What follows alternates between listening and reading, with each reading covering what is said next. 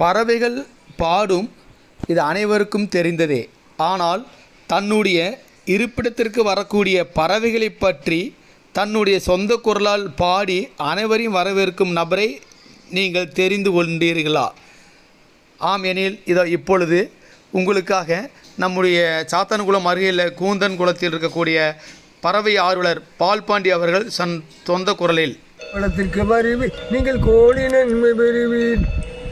நரையில நன்கு உண்டு நாங்கள் வணங்கும் தெய்வம் உண்டு.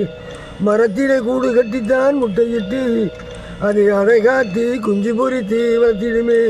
ரெக்கையை கூடை போல விரித்து தானே நிழல் கொடுக்கும் காட்சி தானே கண்டிடுவீர். கூந்தங்குளத்திற்கு வருவீர் நீங்கள் கோடி நன்மை பெறுவீர். கோபை முக்கு நரையும் உண்டு கோபை பழம் போல் மூக்கும் உண்டு. மண்ணிலே கூடு கட்டித்தான் முட்டையிட்டு அதை அடைகாத்து குஞ்சு பொறித்து வளர்த்திடுமே. கூந்தங்குளத்திற்கு வருவீர் நீங்கள் கோடி நன்மை பெறுவீர். நீர்காகம் இனமும் உண்டு நீந்தி செல்லும் பறவை இனம் ஒன்று கூடி வாழ்கிறது பாருங்களானே. கூந்தங்குளத்திற்கு வருவீர் நீங்கள் கோடி நன்மை பெறுவீர்.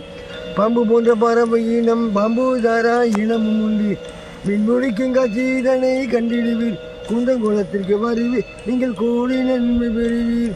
சோவல்லர் மல்லாடு பட்டை தலை வாத்திகளும் 15 வகை வாத்திகளும் வருகிறப்பார். கூந்தங்குளத்திற்கு வருவீர் நீங்கள் கோடி நன்மை பெறுவீர். தை மாதம் பிறந்து விட்டால் தம்பட்டமும் அடிக்க மாட்டோம். தை மாதம் பிறந்து விட்டால் தம்பட்டமும் அடிக்க மாட்டோம். நிலத்தையும் தட்ட மாட்டோம் ஒளி பெருக்க எழுப்ப மாட்டோம். கூந்தங்குளத்திற்கு வரி நீங்கள் கோடி நன்மை பெறுவீர். கூட்டிலிருந்து தவறி வீழும் குஞ்சுகளையும் அது எடுக்க வளர்ப்பதற்கு இருக்கின்றானே என் மனைவியும் வள்ளித்தாவும். கூந்தங்குளத்திற்கு வருவீர் நீங்கள் கோடி நன்மை பெறுவீர். வந்தவரை வரவேற்க பால்பாண்டியன நான் இருக்க. வந்தவரை வரவேற்க பால்பாண்டியன நான் இருக்க. அன்பு வணக்கம் சொல்லி என் பாட்டை நானும் முடிக்க. ஐயா அன்பு வணக்கம் சொல்லி என் பாட்டை நானும் முடிக்க. ஒரு அருமையான பாடல ஒரு கூந்தன்குளத்தில் இருக்கக்கூடிய ஒவ்வொரு பறவைகளை பற்றியும் பாடினீங்க பாருங்கள். இதுதான் உங்களுடைய உணர்வு. உண்மையாலுமே நீங்கள் போற்றத்தக்கவர்கள்.